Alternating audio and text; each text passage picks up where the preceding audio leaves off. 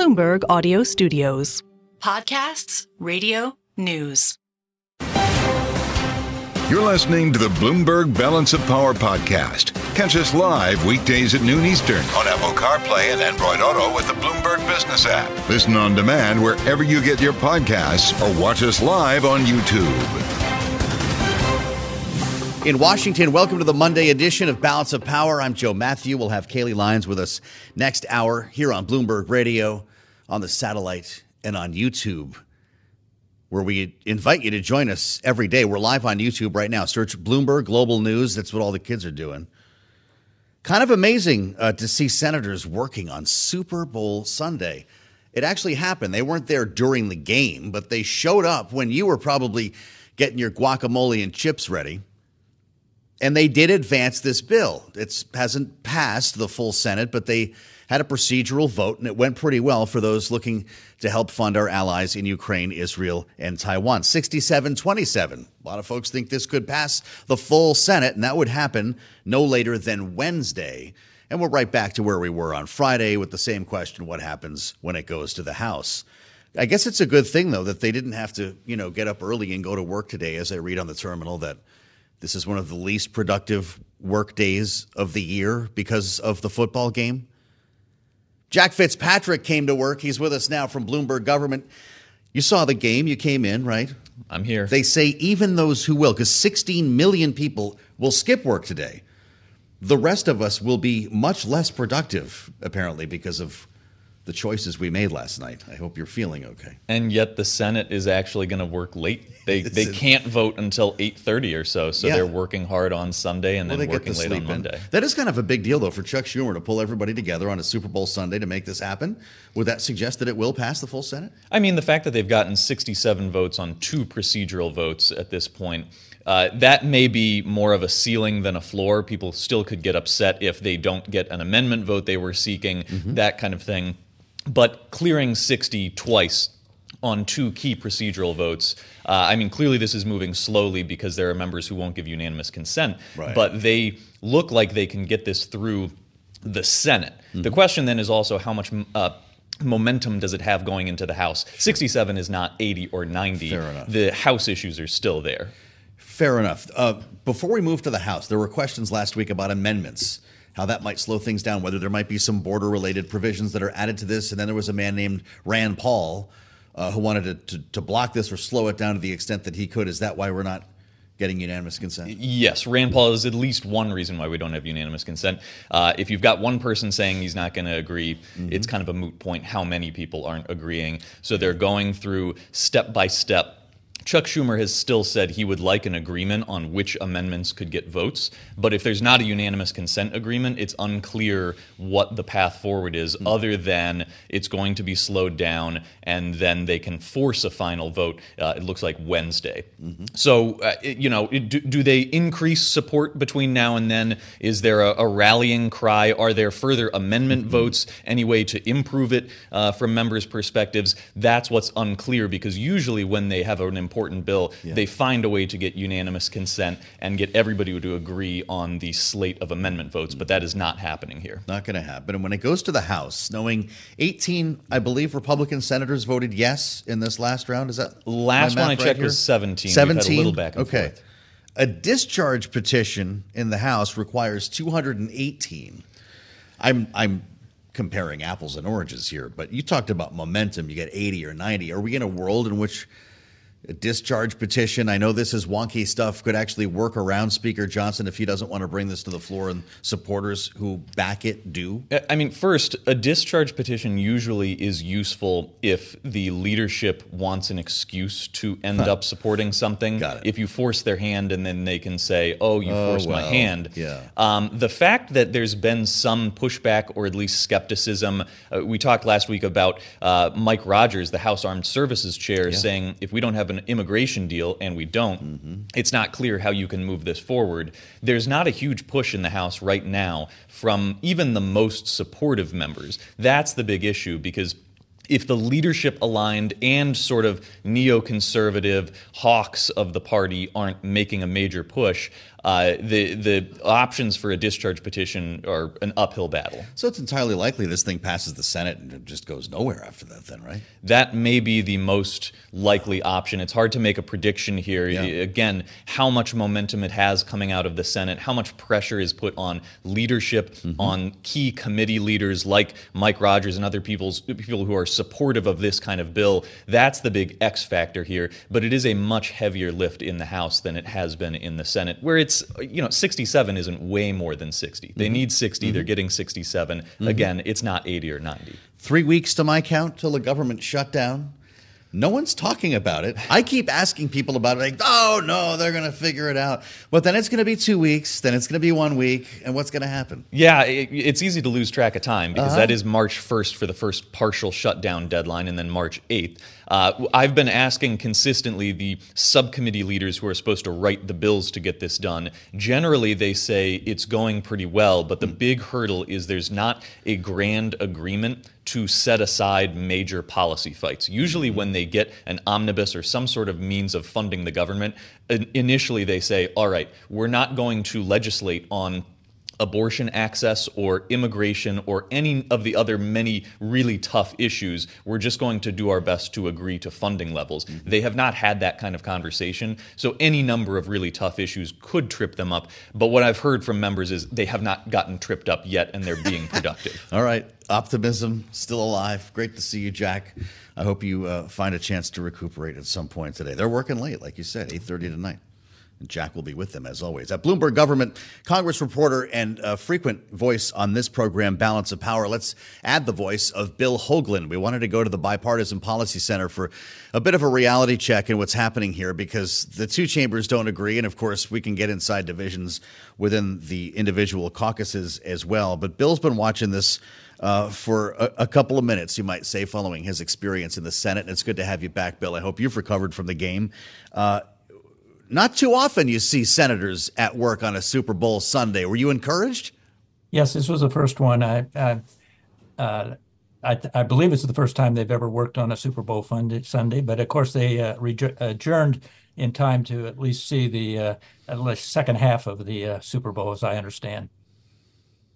Well, God bless them. Now they've got some real work to do this week. Do you see this bill following the procedural votes that have already occurred? And I know there are more to follow. They have to get the shell bill and do some other wonky stuff. But when this reaches the floor, will it pass? The Senate will pass this supplemental. Likely it'll have to go all the way to Wednesday. They're still trying to work out a set of amendments and may not have any amendments, but the 30 hours post the vote on Sunday will run out on Wednesday. And by then, they will pass it. It's clear it's going to go over to the House. Now, the question, as you've raised in your earlier comments about what will happen in the House, is still very much up in the air. I think the new Speaker is trying to figure out himself as to what strategy he wants to pursue. I believe that there are clearly, if it was put to a vote in the House of Representatives, it would overwhelmingly pass. So there are various approaches he could take, but you mentioned one of them, which was a discharge petition. I think there will be the votes there for a discard petition, subject to whether or not the Speaker has an alternative that he wants to bring it to the floor. But it will get. I'm truly expect it to make it to the floor at some point. Now, the other option is for him to simply strip it all out and send it back to the Senate, and the Senate amend it, and then it comes back. So it will get there, I believe, at the end of the day, though it's going to take a little bit of a struggle. And, of course, the Senate goes out here after they pass this on Wednesday or whenever they get around to passing it, and they'll be out until after for a week or another week and a half. And then, of course, this House is out for President's Day recess starting next week for 2 weeks. So there's not a lot of time here to get this done, but I'm an optimist on this one today. Well, this is a familiar feeling, Bill Hoagland. He's with us from the Bipartisan Policy Center. Hope you can hear me a little bit better now, Bill, because I want to ask you about Mitch McConnell. Really something watching him try to push this legislation and also cope with reality at the same time, and his frustration is pretty clear, as he said, to lament the commitment that has underpinned the longest drought of great power conflict in human history. This is idle work for idle minds, and it has no place in the U.S. Senate. He's talking about what he refers to as how it's become quite fashionable to disregard the global interests we have as a global power. Is Mitch McConnell going to be disappointed at the end of this bill? The election is a driving factor for policies decisions right now. An election year, it always is difficult to get policy done. But I am rather discouraged as an old Senate staffer that we're letting politics play such a big role in such things as the immigration bill last week, which was a bipartisan effort on the part of some good senators in the United States, both Republicans and Democrats, to bring something to the floor.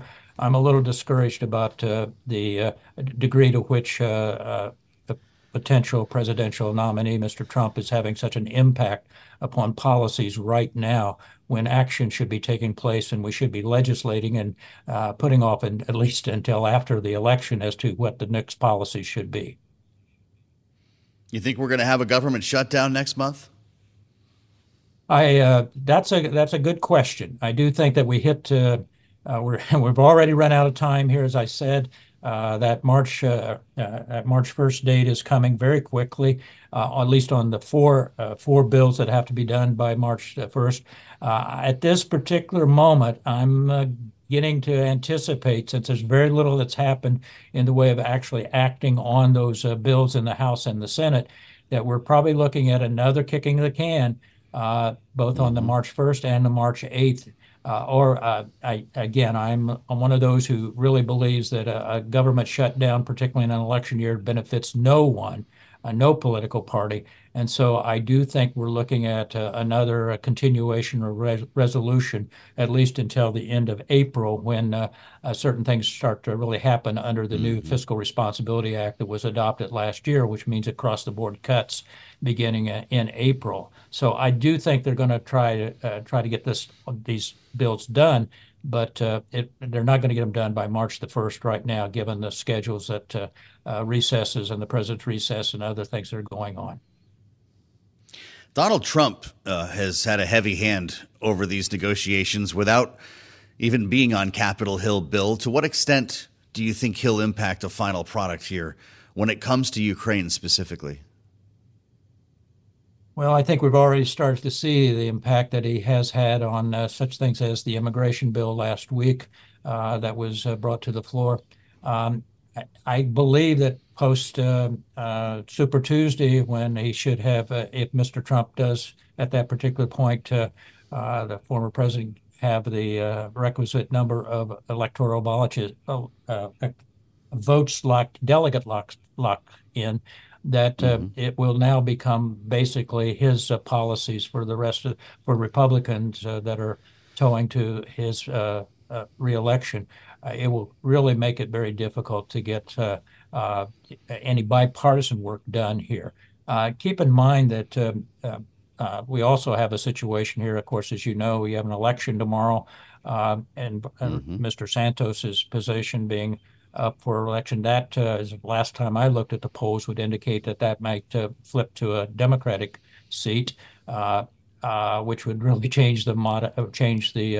make it even more difficult for Mr. Johnson to get work done. So I want to be an optimist, but I can tell you right now that politics are really starting to dominate this whole agenda, legislative agenda for the rest of the year.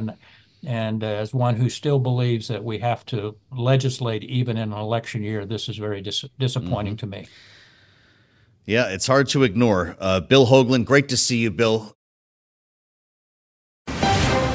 You're listening to the Bloomberg Balance of Power podcast. Catch us live weekdays at noon Eastern on Apple CarPlay and Android Auto with the Bloomberg Business app. You can also listen live on Amazon Alexa from our flagship New York station. Just say, Alexa, play Bloomberg 1130.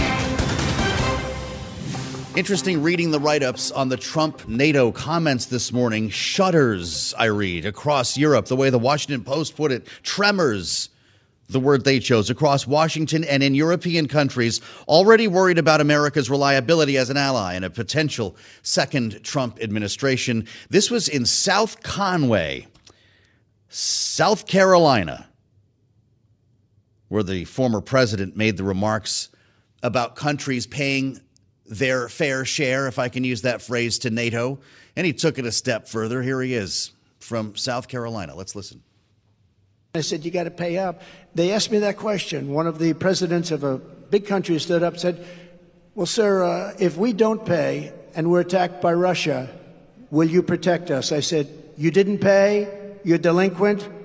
He said, yes, let's say that happened. No, I would not protect you. In fact, I would encourage them to do whatever the hell they want. Whatever the hell they want, the line that is still echoing across Washington and European capitals as we assemble our panel. Rick Davis and Jeanne Zaino are with us, Bloomberg Politics contributors. Jeanne, it's great to have you back. We missed you at the end of last week. This is the kind of stuff that Joe Biden is talking about. But if you read the polls, voters would suggest to you that this kind of talk doesn't matter. We saw this side of Donald Trump in a first administration. It doesn't seem to bother a lot of Republicans about a second one, does it? It doesn't so far. But first of all, can we just clarify that NATO is not some kind of golf course where you pay dues? So right there, he is factually wrong. I'm not sure if that matters. Number two, the irony of this coming from a man who famously doesn't pay people in his own businesses and his vendors. So, so much of this just rings narcissism. But you get to the reality of the facts on the ground. And this is what he has been saying and promising for some time, this threat of moving us out of NATO, of weakening NATO. Yeah. And that's why so many people, including the Wall Street Journal editorial page, are responding so forcefully. Because, of course, from our founding, we have depended on allies to help us achieve our national security and economic goals. Without those allies, how do we combat China, for instance, in the China Sea? How do we combat the Houthis in the Middle East? We depend on allies. And of course, how do we combat Putin as he tries to move into Europe? So we do have to take him at his word, even though factually it is wildly incorrect what he's saying. Well, I have to be honest with you, Rick. I wonder if he even said it, right? This does sound like somebody who's showing off at a party, trying to impress his friends. Yeah, I said whatever the hell they want. I don't know what version of it was said, but when you draw a response from the Secretary General at NATO, you're rattling cages here. Jens Stoltenberg says any suggestion allies will not defend each other undermines all of our security, including that of the U.S. What's your reaction? Yeah, look, I think Jens Stoltenberg has the right approach. Look, and I wouldn't worry about it so much, these sort of hyperbolic things that Donald Trump says, except for the fact that he actually acts on them. I mean, when he was president, he did cuddle up to his favorite dictator, Vladimir Putin, and everything we've learned about him is that he puts our enemies ahead of our allies, and this is just another example of that. And he does it in tangible ways. So, yeah, I mean, maybe it's just, quote, like he likes to use, locker room talk, showing off at a cocktail party. But the reality is it's borne out by our experience. And this is a lot different than in the old days of complaining that the UN doesn't use our funding successfully and that we ought to withhold it until they're more efficient. This is a security program based on all our self-interests. The countries within NATO protect one another, and together they are a much more significant force than any of their individual economies or militaries. And so maybe he just doesn't understand the basic concept behind NATO. But the problem is, if he doesn't understand it by now after being commander-in-chief for 4 years, then why in the world will we think he would abide by it in the future? Nikki Haley was asked about it on Bloomberg this morning. Jeanne, she said it's a mistake for Trump to side with Putin over our allies. Isn't this a big opportunity for her as his former UN ambassador to draw a contrast? It absolutely is. And Joe Mathieu, I'm surprised you don't believe that some, leader of a big European country didn't stand up and say, dear Sir Donald Trump, do you believe this? I mean, from start to finish, this fake story is amusing. if it wasn't so serious. And to your point, Nikki Haley does have an opportunity here to make it clear. And this is what I think is missing in all of this, is Donald Trump, as usual, is reflecting the view of a good segment of the Republican Party on the far right that has long been isolationist. And you can talk to people today, they don't, know about how much, who owes what to where, but they do have a question as to why, when we're suffering at home, our money should be going abroad. And that is something that Nikki Haley and others in the Republican and Democratic Party, including our president, have got to explain. Why is it in our interest to send this money to help Ukraine in this fight? And they can start with the simple fact that NATO has over 50% of the GDP in the world. So there are facts on the ground to support what we're doing. It's in our interest, but you can't expect people to know that if you don't explain it. You're listening to the Bloomberg Balance of Power podcast. Catch us live weekdays at noon Eastern on Apple CarPlay and Android Auto with the Bloomberg Business app. Listen on demand wherever you get your podcasts or watch us live on YouTube.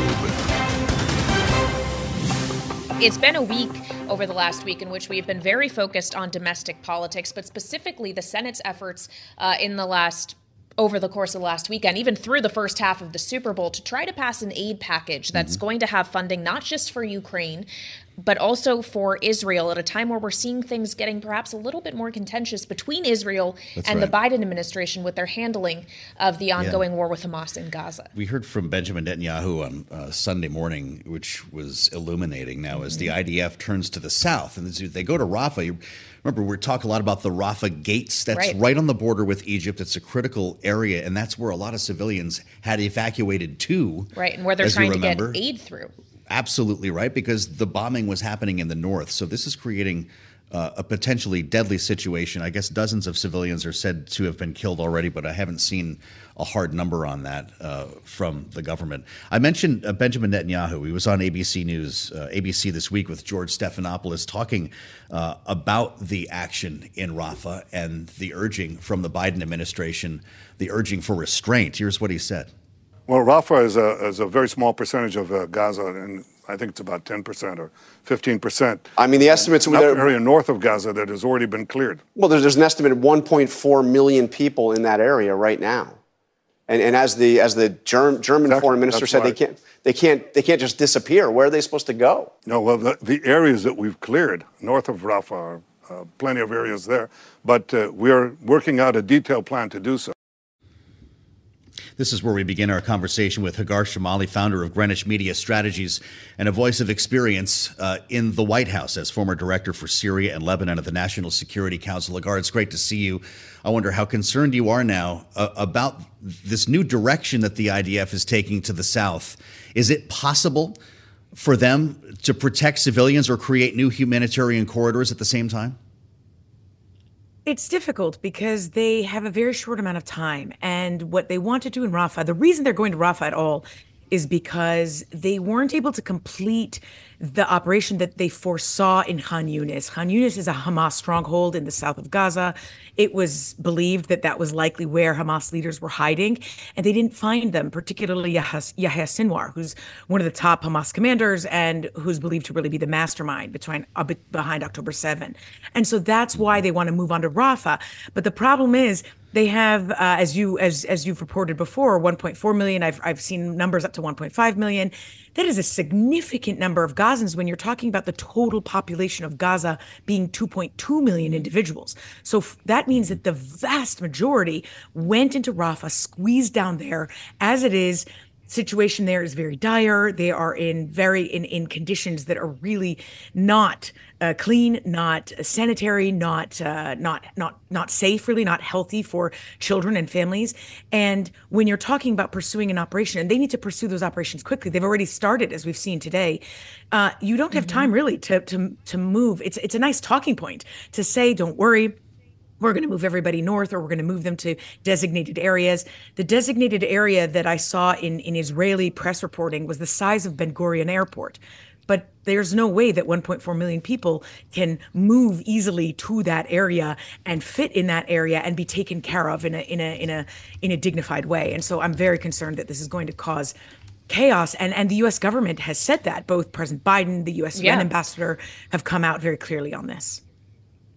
Yeah, you're absolutely right. It seems Biden has sharpened in many ways his language around Israel and what it should do in recent days. And yet it doesn't necessarily seem that Bibi Netanyahu is hearing that message. We heard from him on the Sunday shows over the weekend. He also said those who say that under no circumstances should we enter Rafah are basically saying lose the war, keep Hamas there. Is that effectively what the administration is telling Israel? No, what and I see when I heard that, and I thought that was not fair to say publicly, because the Israeli government knows exactly what the U.S. government is saying. And what the U.S. is trying to say is, listen, you have to prioritize your threats. And is this threat worth going after? And that's how, by the way, that's how the U.S. pursues war. Is the threat worth going after, given the collateral damage you expect to happen, given how many number of civilians you know will die, or given what it will be like for these civilians who've moved there to uproot yet again, and to go where exactly? I heard the Israeli government, I heard Bibi Netanyahu come out, and he said today, I believe, that he agreed with the Americans, but again, I have to. He agreed on. It's very much a public talking point. He said he agreed on the protection of civilians, and therefore they would continue going to Rafah, but that they assured everyone they would set up something very solid and stable for those civilians there. But there is a reality to this, and that is that it's 1.5 million people. It's no joke. And they've already gone into Rafah. And so the U.S., what they're trying to say is this threat really worth it? And I'll give you an example of that. When we had our war against ISIS and we defeated ISIS, that nobody can question that. ISIS fighters still exist. We know that. It doesn't necessarily mean you have to go after every single cell, after every single fighter or battalion to defeat, to actually have a tactical victory.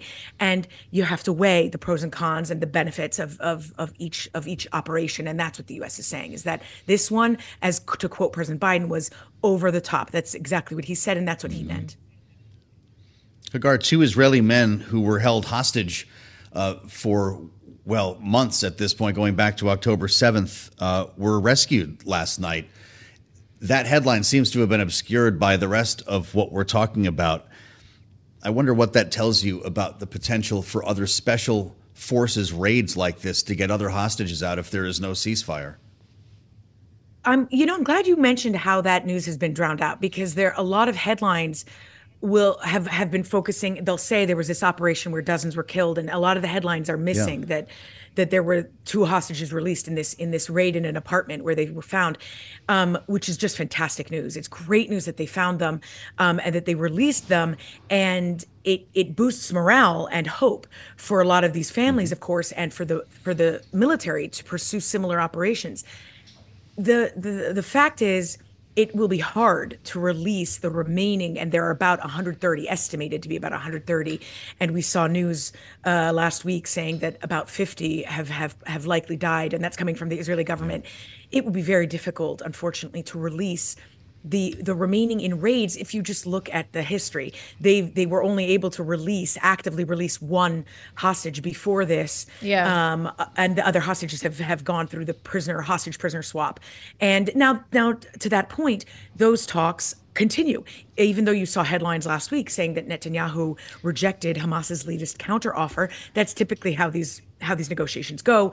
Israel had an offer. So you still have, Hagar, hope that a deal like that can be made despite Israel's pushback? Yes, I do have hope for a few reasons. First, because the talks we do know continue. In fact, Hamas sent a delegation to Cairo to continue to follow up on their counter proposal. So that's one. And their counter offer did not include a demand for a permanent ceasefire.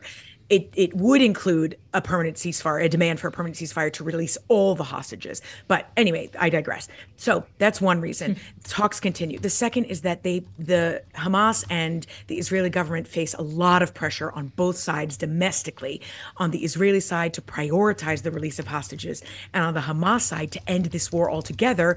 And most Gazans have said, or at least those that we've seen, who have been in the streets saying, just release the captives. They tie the two together. And that is a correct assertion, to tie the two together. together. So they're both facing this ongoing pressure. And you've seen them in the past agree to the principle of a ceasefire and hostage prisoner swap. So there's no reason it can't happen again.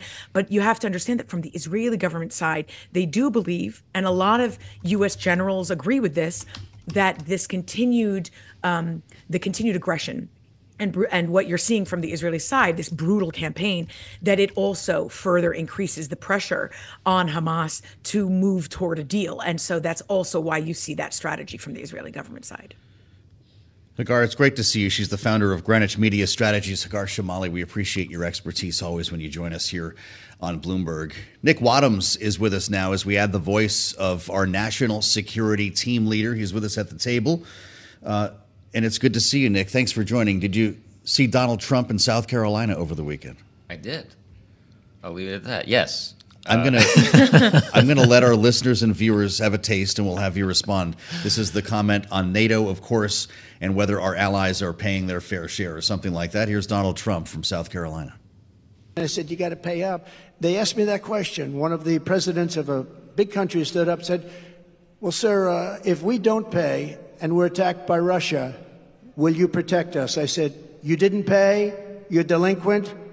He said, yes, let's say that happened. No, I would not protect you. In fact, I would encourage them to do whatever the hell they want. Encourage. Yes. Not right. just allow. No. Actively encourage, Nick, is something else entirely. What has the response been in the national security community here in Washington to this? The response has been, as you would predict, some exasperation, horror. I mean, listen, though, there are a couple of things about this that we have to take into account. One is this actually true? Did this conversation actually happen? Which is not 100% clear. We know that Donald Trump for a long time has been extremely skeptical of NATO. Yeah. There was a big NATO meeting in 2018 where he made a lot of threats and really threatened to blow things up, but then came around. But certainly we'd never heard anything like this before, but we are still in the process of trying to figure out whether this is an anecdote where he maybe went a little bit too far to whip up the crowd, or he would never do that. There were a lot of things we thought would never happen that did end up happening. So we're still trying to sort this out. It feels a little bit more of a campaign thing than something that Donald Trump would actually encourage Russia to do. But there's a lot of concern around his what he's saying around Russia and Ukraine, and this certainly feeds into that bigger narrative. Yeah. Jens Stoltenberg is acting like he said it, but maybe that's not the point. The language and the coverage I find interesting. Sent shudders across European capitals, tremors across Washington. This is Donald Trump. What did people think they were doing? Right. I mean, that's the other thing. And I think you will find that, yes, there is anger, unease, exasperation in European capitals, but they have known for some time that he is the front runner among Republicans. They know exactly what he thinks about NATO. They also know that if he wins, he would not be there for more than 4 years, which is an interesting angle because it makes you think, well, could he, could he, well, that's a whole other question. You can get into that. We can get into that tomorrow. But would he, 4 years is something that they could potentially endure. If they're not looking at 8 years of Donald Trump and this kind of thing, it's like, well, if we put our heads down for 4 years, and let's not forget that he was a real ally in a lot of ways to places like Poland. U.S. troop presence in Europe actually increased in some places during his presidency. So it's a mixed track record. Finally, Nick, just in our last 90 seconds with you, we also got some news over the weekend that the Defense Secretary, Lloyd Austin, is in the hospital again. He actually announced it this time, but he's in critical care now for a bladder condition. Do we have any idea how long he may be out of the mix as we deal with all of these geopolitical conflicts around the world? Because Kathleen Hicks is in charge right now, right? Right. He transferred authorities. We do not have any sense. The real question we're trying to figure out here is obviously when the first go around when he was hospitalized for 2 weeks, he did not disclose it. He did not. He was very opaque, wanted to guard his privacy jealously. It created a huge amount of concern. This time around, we're still trying to figure out how serious is it? Is this something that could be a bigger health issue that would really affect his ability to do the job? Or are they just being very careful and making sure that, everybody, full transparency and stuff like that? We're trying to sort it out. But certainly, if he's going back to the hospital, that suggests that the health issues he had in January have not been resolved, and that's going to present a great many questions. We hear a lot about chain of command. I'm sure the Pentagon at its briefings will be emphasizing that point. That's right, today at 2:30. 2:30. We'll have with some Pentagon fun questions briefing, for Pat Ryder, I exactly. suspect. Because the timing here is everything, Kailey, which is, I'm sure, why you asked it. Considering the fact that we're involved in repeated airstrikes now against foreign entities, never mind what's happening in Israel and Ukraine. This is a real story. Absolutely. And of course, we're seeing perhaps the secretary learned his lesson from last time about making sure we all know that story as it's happening versus learning the details later. Nick Wadhams will get a day off someday. He runs our national security operation here in the Bloomberg Bureau. We always know he's here, which is why he joins us here on Balance of Power. We thank you, Nick, as always. I'm Joe Mathieu alongside Kailey Leinz. This is Bloomberg. Thanks for listening to the Balance of Power podcast. Make sure to subscribe if you haven't already at Apple, Spotify, or wherever you get your podcasts. And you can find us live every weekday from Washington, D.C. at noontime Eastern at Bloomberg.com.